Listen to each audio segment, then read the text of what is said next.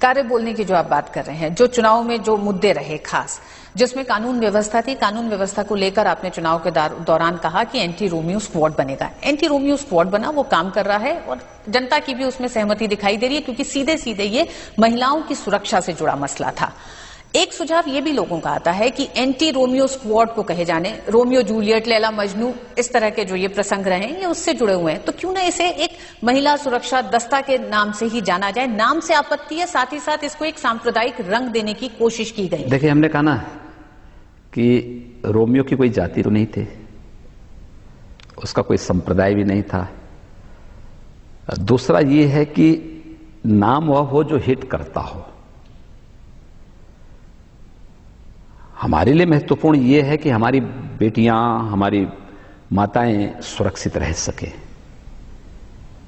हम उत्तर प्रदेश के अंदर एक ऐसा वातावरण बनाना, मैंने कहा ना, चुनाव के दौरान 3 महीने के अंदर मेरे पास सर्वाधिक बातें जो सामने आई थी। देखिए, चुनाव के दौरान 3 महीने तक हम लोगों ने पैदल, कार से, हेलीकॉप्टर से, ट्रेन से व्यापक यात्राएं की पूरे प्रदेश के अंदर।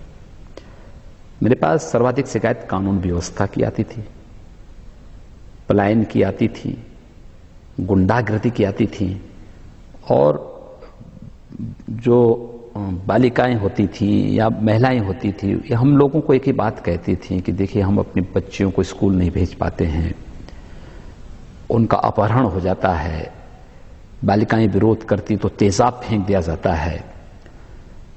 तो हम लोगों को बुरा लगता था, कहां हम लोग किस प्रदेश में जी रहे हैं। मैं एक सांसद हूं, पिछले 5 सालों से सांसद, 5 बार से गोरखपुर से सांसद रहा हूं। हम लोगों ने इस प्रकार की अव्यवस्था और अराजकता के खिलाफ वहां एक लंबा आंदोलन चलाया भी था, गुंडागर्दी के खिलाफ, माफिया राज के खिलाफ, अराजकता के खिलाफ। लेकिन मुझे लगता था कि ये सब चीजें कहां हैं। कभी कभी मैं सोचता था कि क्या हम लोगों को राजनीति में ही नहीं रहना चाहिए क्या। लेकिन हम लोगों के पलायन का, हम लोग अगर उससे अलग हटते थे, इसका मतलब लोग हमें कहते हैं हमने पलायन कर दिया है। हम पलायन भी नहीं करना चाहते थे, लेकिन इसको फेस करना मेरी पार्टी ने मुझे अवसर दिया है। और हमारे इलेक्शन मैनिफेस्टो में ये था, हम लोगों ने कहा कि नहीं, हम इसको लागू करेंगे, क्योंकि बालिकाओं की सुरक्षा का मामला, एक आधी आबादी की सुरक्षा का मामला है।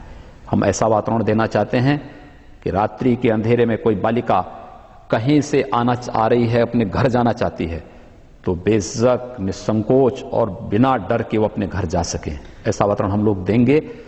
और स्पष्ट गाइडलाइन है कि एक लड़का लड़की चल रही है, वो भाई बहन भी हो सकती हैं, मित्र भी हो सकते हैं, आप उनको नहीं छेड़ेंगे।